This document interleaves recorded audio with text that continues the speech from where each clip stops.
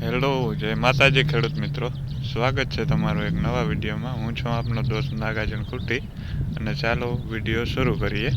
તો ખેડૂત મિત્રો, આજે આપણે આ વિડીયોમાં વાત કરવાના છીએ કે જે ખેડૂત મિત્રોએ ચણાનું વાવેતર કરેલું હોય અને તેના આગલા વર્ષે ધાણાનું વાવેતર કરેલું હોય, જોઈ લ્યો ખેડૂત મિત્રો.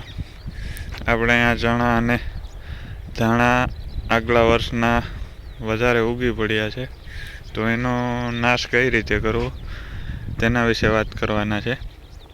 તો ખેડૂત મિત્રો, આપણે એક સાતવીમાં જે બલૂનિયા આંકવાના હોય છે તેની અંદર એક નોટ વેલ્ડ કરાવી છે. જોઈ લ્યો, આ તમે અહીં બંને સાઈડ એક નોટ વેલ્ડ કરાવેલી છે અને એની ઉપર એક વાયર બાંધી દીધો છે. જોવો, તમને બતાવું.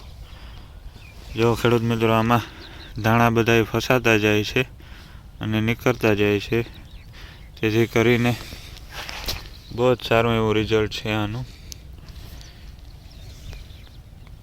અને ખેડૂત મિત્રો, તમારે જો આ રાપ વધારે ઘસાઈ જતી હોય, જેમ કે કાંકરિયાનું ખેતર હોય અથવા તો વધારે કાદિયાળું ખેતર હોય, તો આપણે આ કમાનની રાપ બનાવેલી છે, તો તે ઘડીકમાંથી ઘસાતી પણ નથી અને લાંબા સમય સુધી હાલે છે.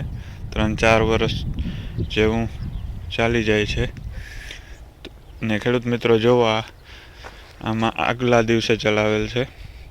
કમ્પ્લીટ ચોખ્ખું થતું જાય છે ખેતર. અને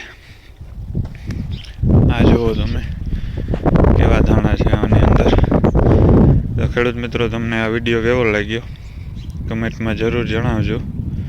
અને આવા જ નવા વિડીયો જોવા આપણી ચેનલને સબસ્ક્રાઈબ કરવા નમ્ર વિનંતી.